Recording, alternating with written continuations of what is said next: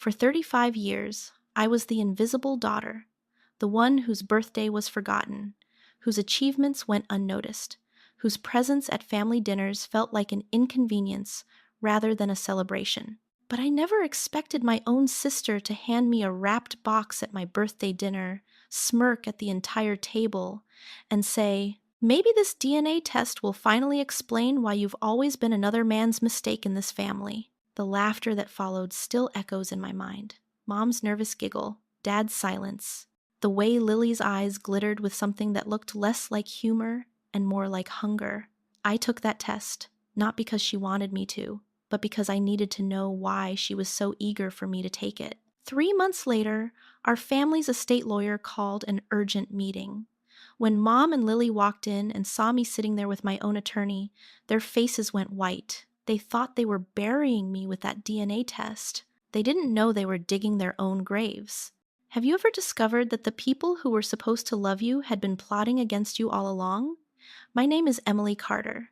I'm 35 years old, a financial analyst who built her career through discipline and determination, qualities I developed because no one in my family ever handed me anything. While my younger sister, Lily, received praise for simply existing, I learned early that my accomplishments would be met with indifference at best, criticism at worst. The drive to my parents' house felt longer than usual that evening. 3 months had passed since Dad's funeral, and this would be my first time back for what Mom called a small birthday dinner. I wasn't expecting celebration. I had stopped expecting that years ago, but something about Mom's voice on the phone had sounded strange, too bright, too casual, as if she were reading from a script someone else had written. When I walked through the front door, the first thing I noticed was laughter. Mom and Lily sat at the kitchen table, flipping through a vacation brochure, discussing beach resorts and spa packages. 3 months after burying their husband and father, they were planning tropical getaways. The grief that had consumed the funeral seemed to have evaporated entirely. I set down the bottle of wine I'd brought and kissed Mom on the cheek. She flinched slightly before recovering with a too wide smile. Lily didn't bother getting up, just waved her fingers in my direction without looking away from the brochure. During dinner, I tried asking about the will reading. It had been 3 months, far longer than the usual timeline. Mom's fork stopped halfway to her mouth. "We're just not ready yet, sweetheart. Still grieving." She glanced at Lily, who smoothly redirected the conversation to her recent promotion at work. I watched them exchange looks throughout the meal, quick nervous glances that carried entire conversations I wasn't meant to understand. They were coordinating something. I was certain of it. The dinner conversation orbited entirely around Lily, her children's achievements, her husband's new car, her plans to renovate their kitchen. When Mom finally acknowledged my existence, it was with a single question. "Still at that same accounting firm?" Before I could answer, Lily interrupted with another story about herself. But tonight felt different from the usual neglect. Lily kept watching me with an expression I couldn't quite read. Anticipation, perhaps, like a cat watching a mouse approach a trap. Mom drank more wine than I'd ever seen her consume, her eyes sliding away from mine whenever I tried to meet them. Then came the gift. Lily slid a wrapped box across the table, her lips curving into a smile that didn't reach her eyes. "Happy birthday, Emily." I thought this might help answer some questions you've probably had your whole life. Inside was a DNA testing kit. "Maybe this will finally explain why you've always been so different from the rest of us," Lily said, her voice dripping with mock sweetness. "Who knows what secrets are hiding in your genes? You should definitely send it in. Don't you want to know who you really are?" The table erupted in laughter, but I noticed Mom's hands trembling around her wine glass, her knuckles white against the stem, and Lily's joke had felt rehearsed, delivered with the precision of something practiced in front of a mirror. That night, I couldn't sleep. I found myself in my old bedroom, searching through boxes I hadn't touched in years. In the back of my closet, I discovered an envelope, already opened, the contents carelessly stuffed back inside. The dust pattern around it had been disturbed recently. Inside was a photograph of me as a baby, held by a man I had never seen before. On the back, in my mother's handwriting, were two words: forgive me. I photographed everything with my phone. Then I picked up the DNA kit Lily had given me and made a decision. I would send it in, not because my sister wanted me to, but because I needed to understand why she was so eager for me to discover I wasn't really a Carter. Whatever trap Lily was setting, I intended to find it before it found me. I mailed the DNA test kit the very next morning. The company promised results within 4 to 6 weeks, so I used that time to do my own research. I started with the photograph, the unknown man holding baby me, my mother's plea for forgiveness written on the back. I scanned his face, searching for any resemblance to people my parents had known, but found nothing. The image quality was too poor for any facial recognition software to help, so I waited and I watched, and I paid attention to every nervous glance my mother sent my way during our brief phone calls. The results arrived on a Tuesday afternoon, exactly 5 weeks after I had sent my sample. I opened the email at my desk during lunch, expecting confirmation of what I had already begun to suspect. What I found was both simpler and more complicated than I had imagined. No biological relationship detected with the Carter family reference samples. The words sat on my screen like a verdict. I was not my father's daughter, the man who had raised me, who had paid for my education, who had looked at me with what I now realized was a complicated mixture of duty and distance he had known. He must have known. And he had kept me anyway, even if he had never quite managed to love me the way he loved Lily. But the report contained something else. The DNA database had identified a genetic match, a connection to the family of a man named Richard Hayes. The system suggested he could be a close biological relative, possibly a father or uncle. The name meant nothing to me, so I did what any analyst would do. I researched. Richard Hayes had been a successful entrepreneur who built his fortune in commercial real estate during the 1982nd and 90s. He had died 5 years ago, leaving behind a substantial estate and no immediate family. But what caught my attention was an article from 34 years ago, buried deep in an archived business journal. The headline read, "Local Investor Saves Struggling Manufacturing Firm." The firm was Carter Industries, my father's company. Richard Hayes had provided the capital that kept my family's business alive during its darkest period, right around the time I was born. I sat back in my chair, my mind racing through the implications. My mother had an affair with the man who saved my father's business. I was the result, and somehow everyone had agreed to keep the secret for 35 years. But why would Lily want this exposed now? I decided to force the issue. That evening, I took a screenshot of my DNA results and sent it to our family group chat with a single question: anyone want to explain this? The reactions came quickly, and they told me everything I needed to know. Mom called within minutes, her voice thick with tears. She begged me to delete the message, to let this go, to understand that some secrets were buried for good reasons. She talked about how complicated things had been back then, how she had made mistakes, how Dad had forgiven her, and they had all moved forward as a family. She never once apologized to me. She never acknowledged that I had spent 35 years feeling like an outsider in my own home because of a lie she had told. But it was Lily's response that confirmed my suspicions. She didn't call. She sent a text message, and her words carried no shock, no confusion, no sisterly concern, just cold satisfaction. Well, now you know. I guess that changes things, doesn't it? She had expected this. She had wanted this. The DNA test wasn't a cruel joke. It was the first move in a game I didn't yet understand. I called her that night, demanding answers. The conversation started tense and escalated quickly. Lily had always been skilled at deflection, at turning every accusation back on the accuser, but this time, her mask slipped. When I accused her of planning this, of deliberately exposing the secret for some purpose I couldn't yet see, she lost control. "I have protected this family's secrets for 20 years, she screamed into the phone. 20 years of keeping my mouth shut while you got to play the innocent victim. And now I'm going to make sure the right people get what they deserve." The line went dead. She had hung up on me. But those words echoed in my mind long after the call ended. 20 years. Lily had known since she was 16 years old, nearly 2 decades of holding this information, using it, weaponizing it. I thought back to all the times Mom had sided with Lily over me, all the financial gifts that flowed in one direction, all the excuses made for Lily's behavior while I was held to impossible standards. I had always assumed Mom simply loved her more. Now I understood the truth. Lily had been blackmailing our mother for 20 years, and every privilege she received was the price of her silence. But something had changed. Lily no longer wanted to keep the secret. She wanted it exposed.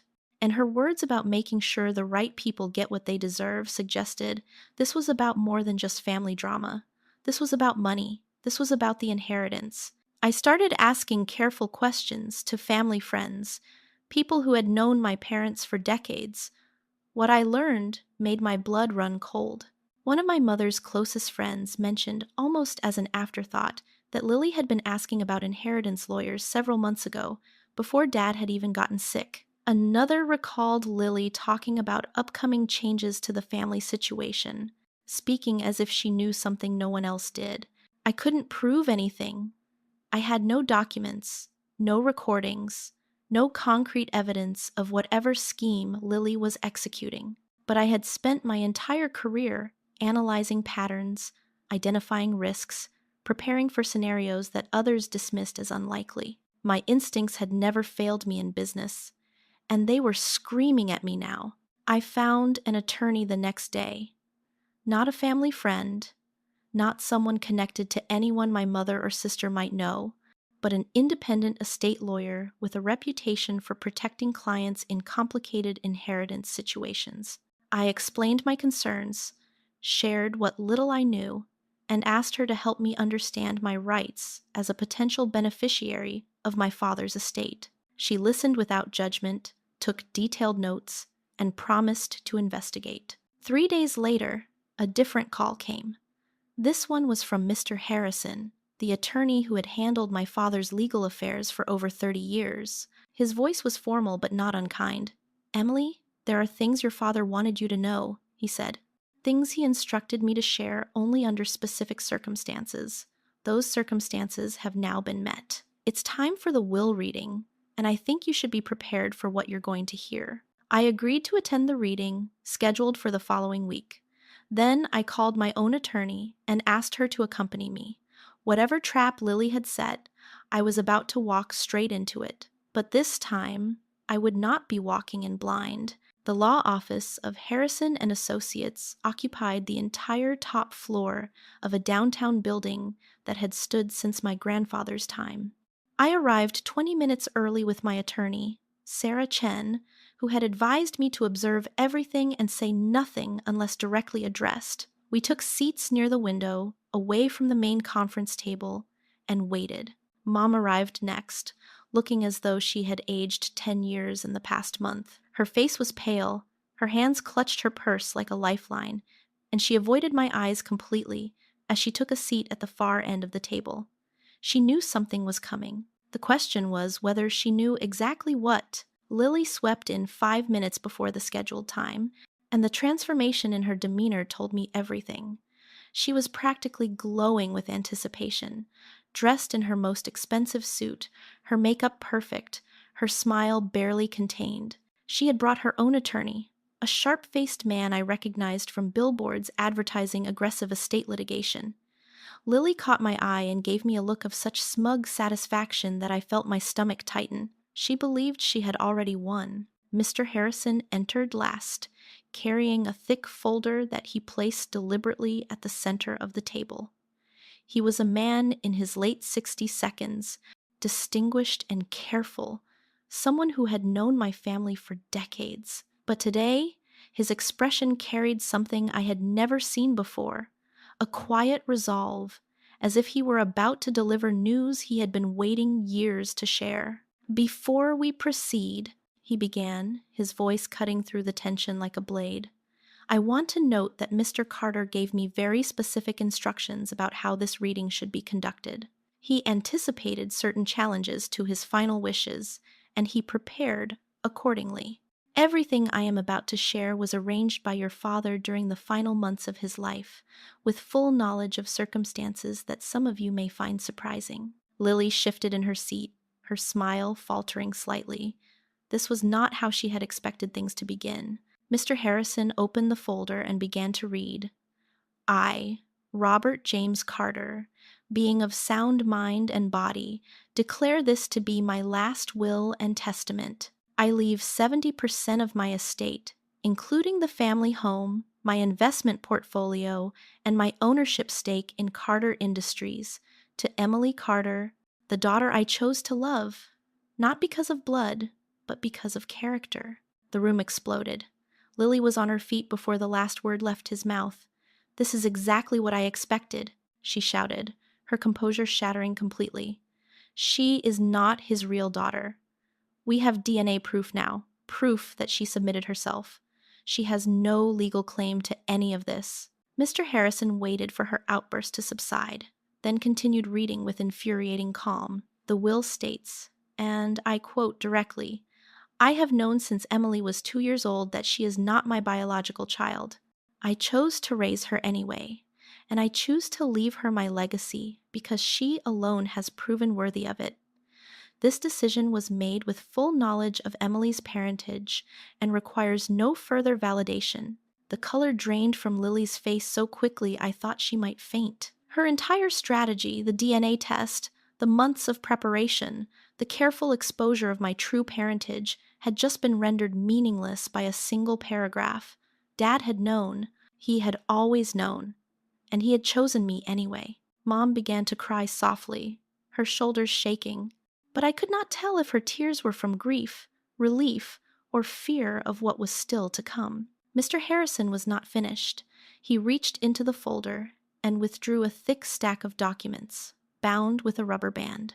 8 months before his death, Mr. Carter hired a private investigator. He did so after Lily began pressuring him to modify his will in her favor. The investigator was instructed to document any activities that might indicate an attempt to manipulate the estate distribution. He slid the documents across the table toward Lily, who stared at them as if they might bite her. "The report contains the following findings," Mr. Harrison continued. "Consultations with 3 separate estate litigation attorneys, beginning 7 months before Mr. Carter's death. Unauthorized withdrawals totaling $50,000 from Mr. Carter's personal accounts during the period of his illness, when he was too weak to monitor his finances closely. Multiple conversations with family friends regarding," and I quote from the transcripts, "upcoming changes to the family situation and making sure the right people get what they deserve." Each item landed like a hammer blow. I watched Lily's confident facade crumble piece by piece as the scope of her exposure became clear. "And finally, Mr. Harrison said, his voice taking on a harder edge, "the investigator documented the purchase of a DNA testing kit, bought online 3 weeks before Emily's birthday, shipped to Lily's home address, and gift-wrapped for presentation at a family dinner." He placed a final document on the table, a handwritten note in my father's familiar script. Mr. Carter asked that I read this aloud. "Lily, I knew what you were planning. I watched you scheme and manipulate for months, hoping you would change course. I gave you every opportunity to choose differently. You did not. These consequences are of your own making." The silence that followed was absolute. Even Lily's attorney seemed stunned by the thoroughness of the trap that had been laid. Then Lily found her voice again, though it had lost all its earlier confidence. "I am contesting this will," she announced, her words tumbling out in a desperate rush. "This is obviously the result of manipulation. Emily must have influenced him somehow. I will take this to court and prove that she took advantage of a dying man." Her own attorney grabbed her arm and whispered urgently in her ear. I caught fragments of his warning. "Explicitly acknowledges. Cannot claim fraud when disclosed. Any challenge will be frivolous." Lily shook him off, and Mr. Harrison responded without emotion. "The will contains a no-contest clause, valid under California law. Any heir who files a challenge without probable cause forfeits their entire inheritance. Given that the will explicitly acknowledges Emily's parentage and provides documented reasoning for Mr. Carter's decisions, any challenge on grounds of fraud or undue influence would almost certainly be deemed frivolous by the court. He paused, letting the implications sink in. Additionally, your $200,000 in outstanding loans from Mr. Carter are documented in these files as advances on your inheritance. If you forfeit your inheritance through a frivolous challenge, these advances convert to personal debts owed to the estate, debts that would need to be repaid in full. Lily's attorney was already gathering his papers, his expression making clear that he wanted no part of this case. Lily stood frozen, her mouth opening and closing without sound, the full weight of her miscalculation finally crushing her. She had spent months building a case to prove I was not a Carter. She had not known that Dad spent those same months building a fortress around me, documenting her every move, anticipating her every argument. But as the shock of the moment began to settle, Mr. Harrison cleared his throat once more. "There is one additional matter," he said, reaching for another envelope at the bottom of his folder. "This pertains to an agreement made 35 years ago, an agreement that involves Emily's biological father. I was instructed to share this only after the primary will reading was complete." I felt my heart stop. The secret that had started everything was about to surface, and it would change everything I thought I knew about who I really was. The weeks following the will reading should have brought peace. Instead, they brought chaos. Lily refused to accept what had happened. Her attorney withdrew from her case the day after the reading, but she found another one willing to take her money and file a formal contest against the will. The grounds, she claimed, were undue influence and manipulation of a dying man. Accusations so baseless they would have been laughable if they had not been so vicious. But Lily did not stop at legal action. 3 days after filing the contest, she appeared at my apartment building, pounding on my door and screaming threats loud enough for my neighbors to hear. She called me a thief, a fraud, a manipulator who had stolen what rightfully belonged to her. She threatened to destroy my career, to tell everyone I worked with that I was not who I claimed to be, to make sure I never knew a moment of peace for the rest of my life. What she did not notice in her rage was the security camera mounted above my door. The building had installed them 2 years earlier, with clearly posted signs reading "Recording in Progress" on every floor. Her entire tirade was captured in high-definition video, complete with audio. The mandatory mediation hearing took place 6 weeks later.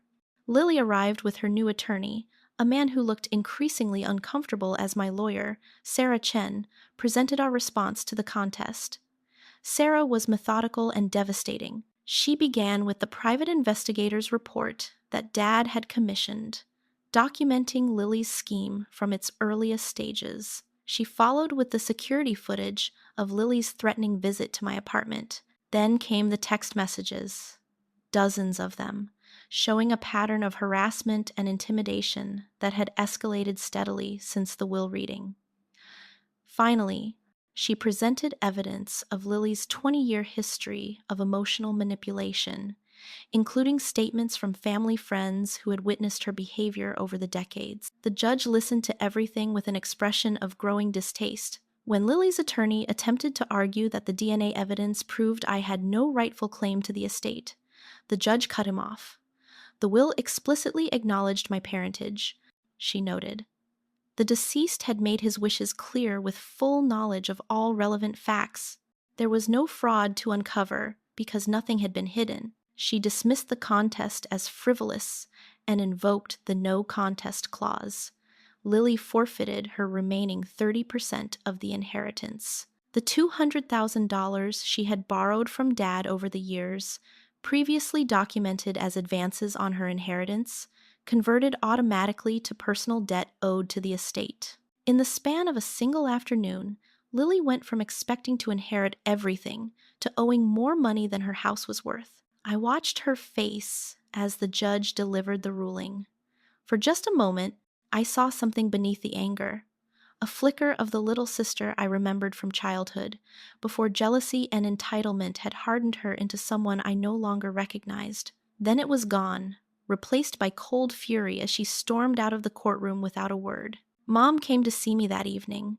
She looked smaller than I had ever seen her, diminished by the weight of secrets she had carried for 35 years. She sat on my couch with a cup of tea she never drank, and she finally told me the truth. Richard Hayes was not a stranger who had appeared briefly in my mother's life. He was my father's closest friend, his college roommate, the best man at my parents' wedding. When my parents discovered that Dad was infertile, their marriage nearly collapsed under the strain. Mom wanted children desperately. Dad felt like a failure. They separated for almost a year, during which time Mom found comfort with Richard, the one person who understood both of them, who loved them both, who wanted to help them find a way forward. When Mom discovered she was pregnant, the three of them made a decision together. Richard would step back completely, never claiming me as his own, never interfering in my upbringing. Dad would raise me as his daughter, giving me his name and his protection, and Richard would help save Carter Industries, which was failing at the time, providing the capital that kept our family business alive. Two attorneys witnessed and documented the agreement, Mr. Harrison for my parents and another lawyer for Richard. They established specific conditions for what would happen if the truth ever emerged. Mom wept as she told me this. She said she had always intended to tell me someday, but the right moment never came.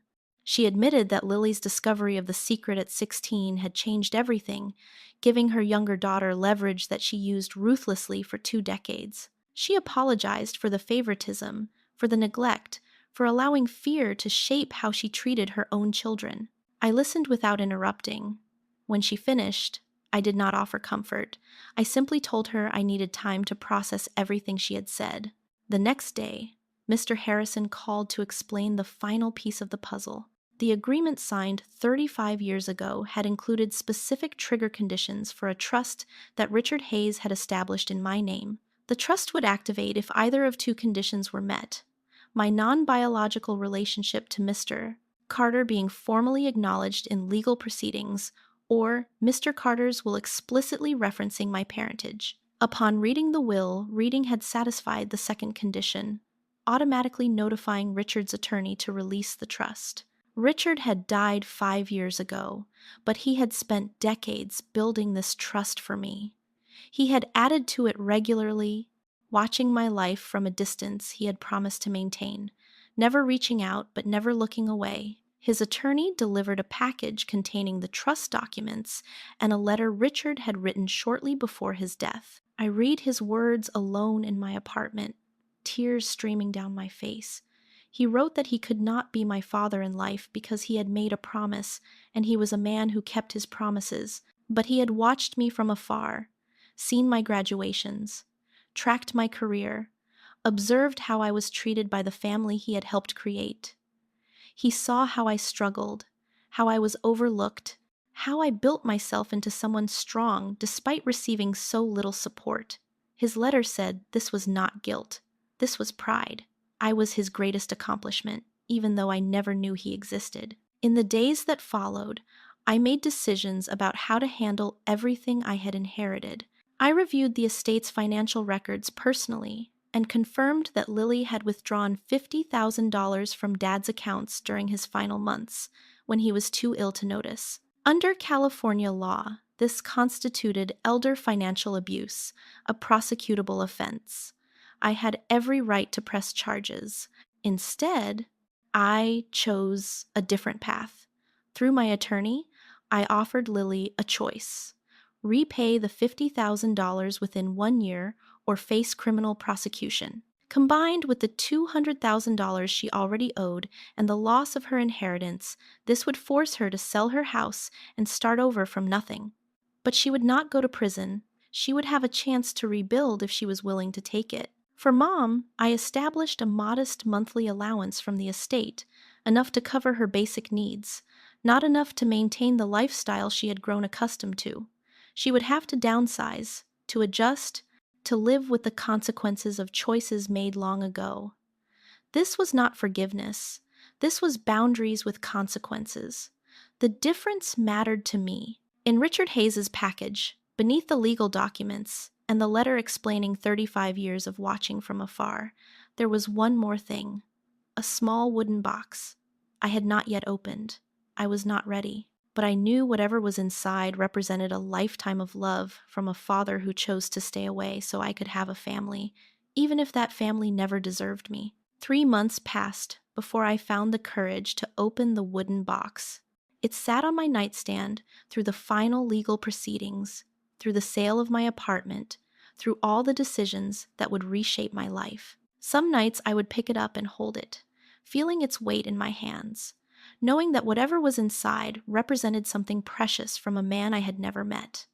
But I was not ready. I needed to finish becoming the person who deserved to receive it. The morning I finally opened it was unremarkable. A Sunday in late spring, coffee growing cold on the kitchen counter, sunlight streaming through windows I had chosen myself. I lifted the lid slowly, and inside I found a watch. It was old, clearly well worn, the leather band softened by decades of use. The face was simple, no fancy complications, no expensive brand name, just honest craftsmanship that had stood the test of time. Beneath the watch lay a folded note, written in handwriting I had never seen before, but somehow recognized as belonging to me. I wore this every day, Emily. Every time I checked it, I thought of you. I wondered if you were happy, if you were loved, if you were becoming the person I believed you could be. The answer to those first two questions was often no, and I couldn't interfere. That was the price of my promise, the cost of giving you a family I hoped would treat you better than they did. This watch counted every hour I wished I could have spent with you, every birthday I wanted to call, every graduation I attended from the back row, leaving before anyone could see me, every time I saw you struggling and had to walk away. Now let it count the hours of the life you deserve, the life you earned, the life I always knew you would build for yourself. I held the watch against my chest and cried, not the tears of grief I had expected, but something else entirely, the release of a loneliness I had carried for 35 years without understanding its source. I had spent my entire life feeling invisible, unloved, like something was fundamentally wrong with me that made me unworthy of the affection others received so easily. Now I understood that I had never been alone. Someone had been watching, caring, proud of me, loving me from a distance I never knew existed. The weight I had carried was not proof of my inadequacy. It was simply the price of a promise made before I was born by a man who loved me enough to let me go. I put on the watch that morning, and I have not taken it off since. The Carter family home sold within weeks of listing. I did not attend the final walkthrough or the closing. I hired professionals to pack up what remained and donate anything I did not want, which was nearly everything. Too many memories lived in those rooms, and none of them were warm.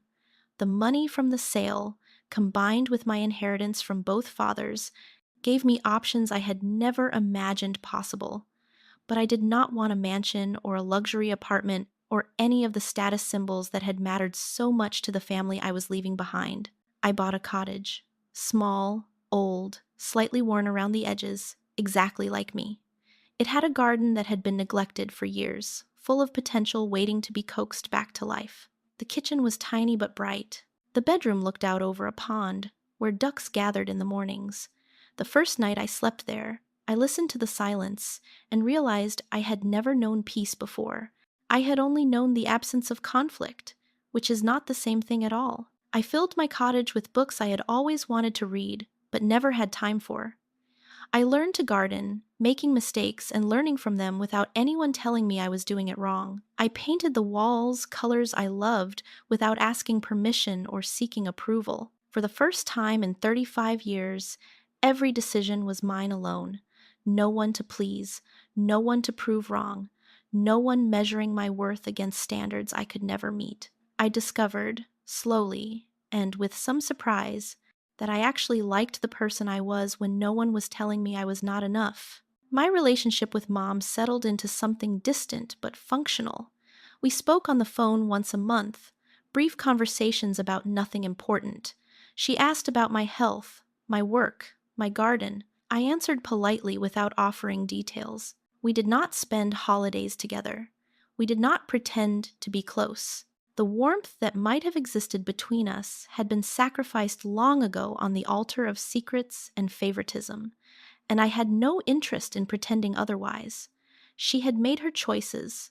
Now she lived with them.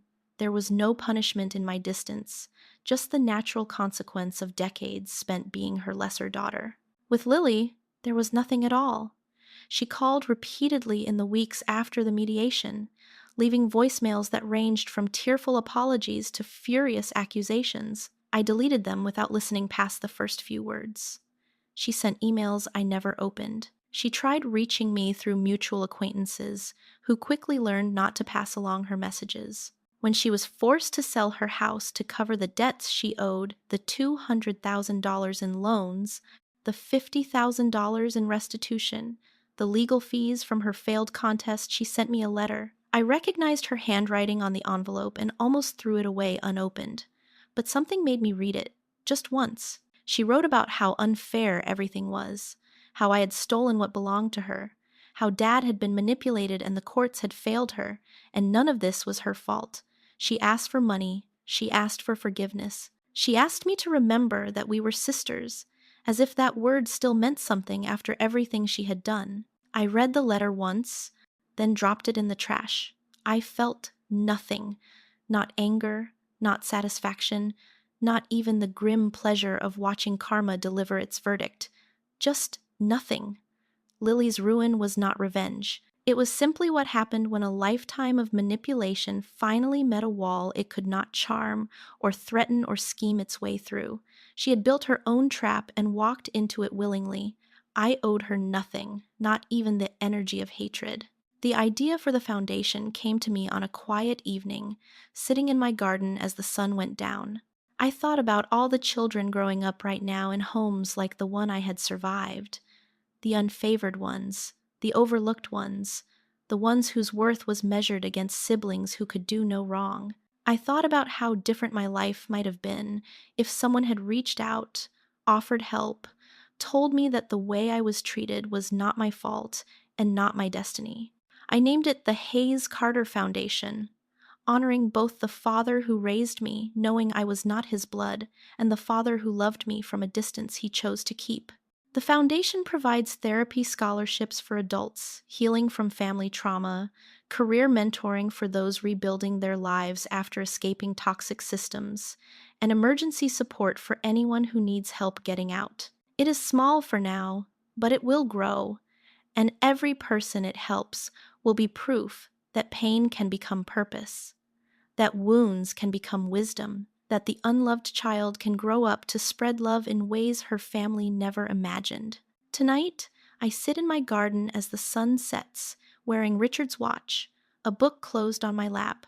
My cottage glows warm behind me. The ducks have settled on the pond for the evening. I am not waiting for anyone. I am not trying to prove anything. I am not healing. I am healed. I look at the watch on my wrist and think of two men who both chose to love me in their own imperfect ways. One raised me knowing the truth and left me his legacy. One watched from afar and left me his pride. Both of them saw something in me that I could not see in myself for 35 years. My sister gave me a DNA test to prove I did not belong.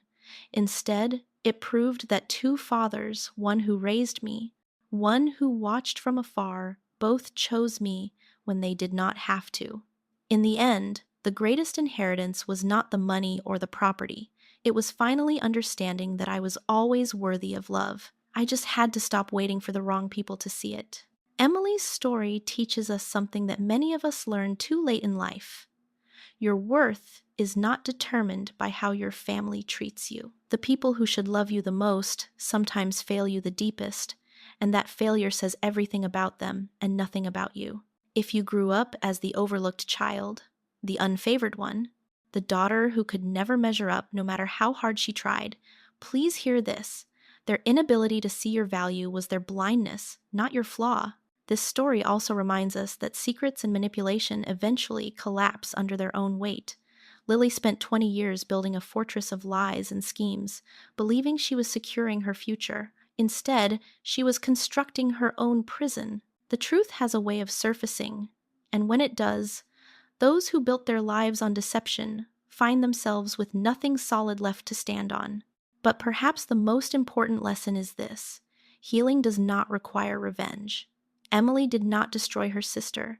She simply stopped protecting her from consequences. She did not punish her mother. She simply established boundaries.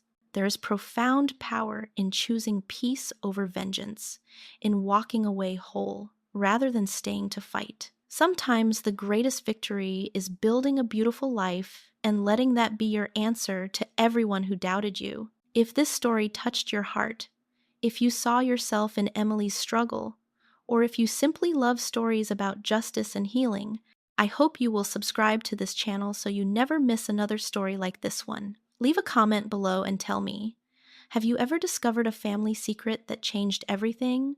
Or have you had to establish boundaries with people who were supposed to love you? Your stories matter, and I would love to hear them.